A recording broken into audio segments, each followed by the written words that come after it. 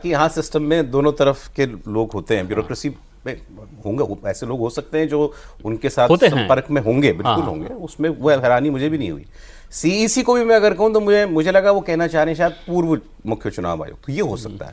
अब गणेश कुमार तो नहीं करेंगे, नहीं, बट लेकिन उसके साथ उन्होंने कहा कि अंदर की बात बताते हैं, तो अंदर की बात तो जो अभी है वही बता सकता है। जो रिटायर हो गया तो उसको अंदर की बात क्या मालूम। तो हम लोग ही ज़्यादा गंभीरता से ले रहे हैं क्या राहुल जी को? बहुत ज़्यादा। मतलब ये उनका मामला वैसा ही है जैसे चाट खाने जाए ना, तो फीका लग रहा है तो मिर्च मसाला बढ़ा देता है, फिर आपने शिकायत की फिर बढ़ा दिया, तो वो हर बार अपने बयान में कुछ चीज़ बढ़ा देते। विद्रोह हो रहा है सरकार में। अच्छा, विद्रोह कहीं देखना तो चाहिए भाई। चुनाव भी हो रहा है इस देश में, चुनाव के नतीजे भी आ रहे हैं, तो विद्रोह का कोई संकेत तो मिलना चाहिए। कोई सड़क पर आ जाए, कोई संस्था आ जाए, कोई संस्था बोलना शुरू करे प्रधानमंत्री के खिलाफ, सरकार के खिलाफ, वोट देना शुरू करे लोग, मतलब कहीं से तो कुछ होना चाहिए। कोई छात्र आंदोलन शुरू हो जाए तो कोई उसका कोई मतलब उसकी शुरुआत भी तो कहीं से दिखनी चाहिए।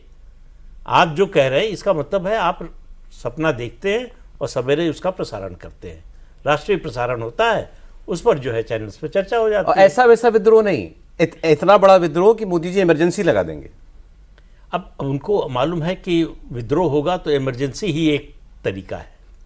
बिना विद्रोह के कांग्रेस जो है इमरजेंसी लगा चुकी है, तो उनको लगता है कि और क्या करेंगे, कैसे रोकेंगे, और अगर वो इमरजेंसी की बात ना करें तो उनकी बात को गंभीरता से कैसे लेंगे लोग। उनको लगता है कि इमरजेंसी की बात बोलने से बात और गंभीर हो जाती है, कि मामला इतना बिगड़ चुका है कि कंट्रोल नहीं कर सकते बिना इमरजेंसी के, तो इमरजेंसी लगानी पड़ेगी।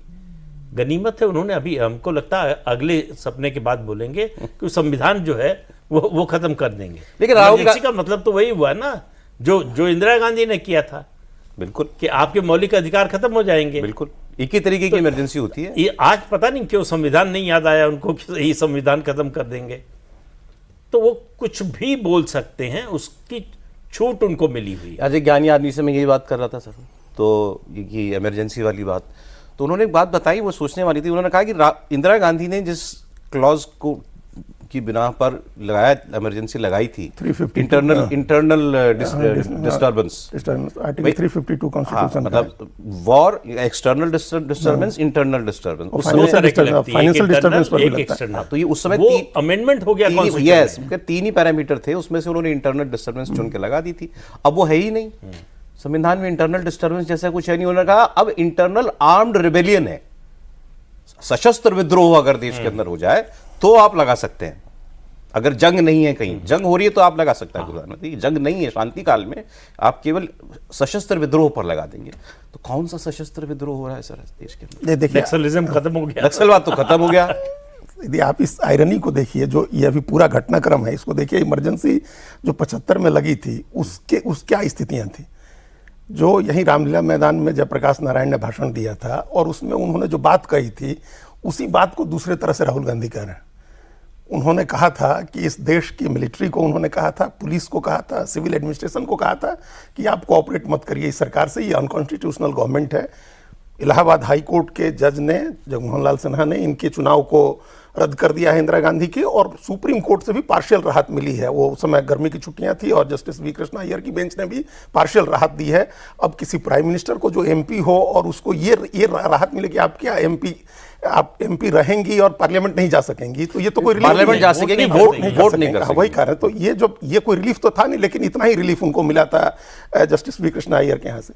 तो ये उसको याद दिलाते हुए उन्होंने कहा कि ये अनकॉन्स्टिट्यूशनल गवर्नमेंट है, इसको मत मानिए, आप अंतरात्मा की आवाज सुनिए, आप कोऑपरेट मत करिए गवर्नमेंट के साथ। उसके बाद तब इंदिरा गांधी ने कहा कि ये उकसा रहे हैं मिलिट्री को और पुलिस को और सिविल एडमिनिस्ट्रेशन को रिवोल्ट करने के लिए, और इसलिए उन्होंने कहा कि अब हम इमरजेंसी लगा देंगे। अब आप राहुल गांधी की बात को सुनिए। राहुल गांधी कह रहे हैं कि रिवोल्ट हो रहा है अंदर से। उस समय इंदिरा गांधी ने कहा था कि ये रिवोल्ट के लिए उकसा रहे हैं लोगों को और इसलिए इमरजेंसी लगानी है। इंदिरा गांधी ने इसलिए इमरजेंसी लगाई। राहुल गांधी कह रहे हैं कि रिवोल्ट हो चुका, अंदर से रिवोल्ट हो चुका है। जो इंटेलिजेंस के लोग हैं, सिविल एडमिनिस्ट्रेशन के लोग हैं, चुनाव आयोग के लोग हैं, जुडिशियरी के लोग हैं, वो सब अब रिवोल्ट कर रहे हैं। और इसलिए सरकार इमरजेंसी लगा सकती है। तो ये विडंबना देखिए स्थितियों का उनके कहने का सामने देखिए, तालमेल देखिए दोनों बातों में।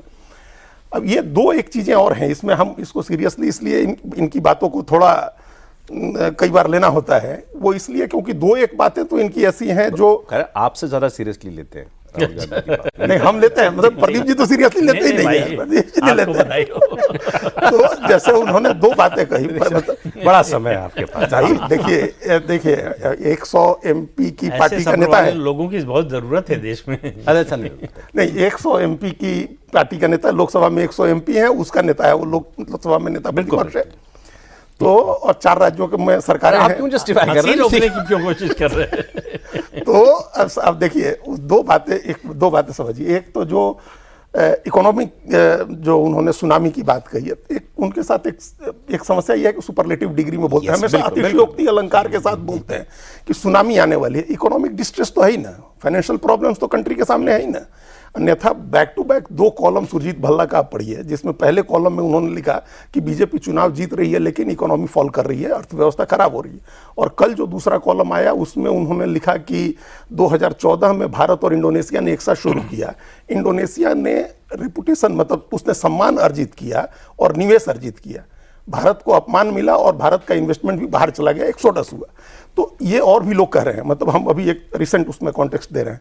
तो इकोनॉमी को लेकर के प्रॉब्लम है, फाइनेंशियल डिस्ट्रेस है, प्रॉब्लम्स हैं इकोनॉमी की, वो सबको दिख रहा है। और प्रधानमंत्री ने स्वयं कहा है कि अगर ये चीजें नहीं ठीक होती हैं होर्मुज की खाड़ी में और वेस्ट एशिया में, तो 10 साल में जो गेन है वो सब समाप्त हो जाएगा। ठीक है ये बात। तो इकोनॉमिक डिस्ट्रेस है। और दूसरा एक जो डिस्कनेक्ट है, जिसको हम लोगों ने देखा कि कॉकरोच जनता पार्टी जैसा एक सोशल मीडिया का एक प्लेटफॉर्म पर एक अकाउंट बना और 2.25 करोड़ लोग फॉलो करने लगे, 2.25 करोड़ लोग। तो कहीं ना कहीं एक डिस्कनेक्ट है और एक असंतोष है, चाहे वो नौजवानों में हो। नीट की परीक्षा कैंसिल हुई है, 23 लाख बच्चे हैं। CBSE की परीक्षा में परेशानी हुई, 18 लाख बच्चे हैं। CUET की परीक्षा में 3600 लोग नए सिरे से दोबारा परीक्षा देंगे, उनकी परीक्षा नहीं हो सकी है।